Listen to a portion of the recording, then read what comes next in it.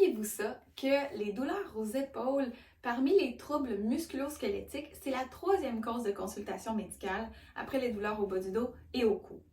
Et on peut comprendre un peu, c'est l'articulation qui bouge le plus dans notre corps. C'est vraiment quelque chose de commun. Et parce que ça bouge beaucoup, cette articulation-là, on va retrouver plusieurs types de problèmes qui peuvent occasionner de la douleur à nos épaules. On peut ressentir des raideurs, des sensations de brûlure, ça peut même descendre, irradier jusqu'à la main, ça peut irradier au contraire jusque dans le cou. Bon, je ne m'étendrai pas sur ce sujet, c'est pas un cours d'anatomie et de toute façon, si vous avez déjà eu mal, vous savez de quoi je parle, vous savez ce que vous avez ressenti. Ce qui va nous intéresser aujourd'hui, c'est plutôt le lien entre les douleurs aux épaules et le travail à l'ordinateur. Et je vous dirais que ça va revenir à comme deux éléments principaux.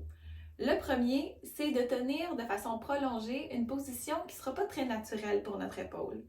Et le deuxième, qui va être plus secondaire, va être les mouvements répétés dans la journée qui vont impliquer nos épaules. Le premier élément, je pourrais le résumer comme ça.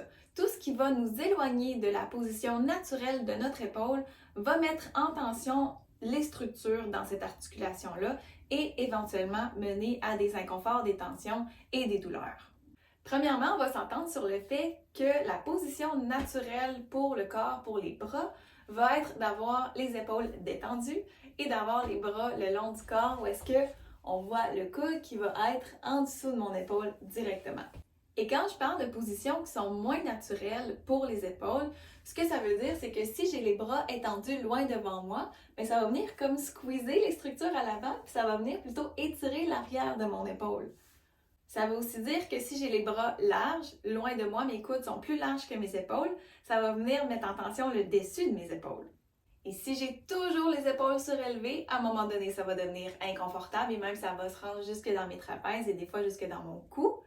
Et si j'utilise toujours la souris en ayant le bras ouvert vers l'extérieur, ça aussi, ça va créer des tensions dans l'épaule, plus précisément dans la coiffe des rotateurs, si vous êtes familier avec cette appellation-là.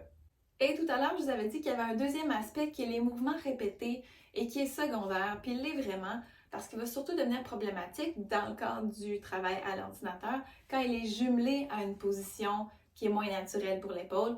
Par exemple, le meilleur exemple, c'est la manipulation de la souris. Donc, si j'ai mon bras toujours ouvert et que je bouge toute la journée, principalement avec ma souris, ça va augmenter les chances que je développe des problèmes au niveau de mon épaule. Voilà! Vous en savez maintenant un peu plus sur les douleurs aux épaules liées au travail à l'ordinateur. Si ça résonne quelque chose en vous, n'hésitez pas à venir m'en jaser. Et sinon, j'espère que ça va vous avoir aidé à cibler un peu plus qu'est-ce qui peut être amélioré dans votre espace de travail. La semaine prochaine, je vous présente une histoire de cas où est-ce qu'on va regarder les adaptations qu'on peut faire dans le poste de travail en lien avec les douleurs à l'épaule. Et on termine la semaine avec un live parce que je vais vous présenter 3 habitudes qu'on peut intégrer dans notre quotidien pour augmenter le confort de nos épaules, les protéger contre les tensions sans même avoir besoin de toucher à nos équipements de travail. Sur ce, à la prochaine!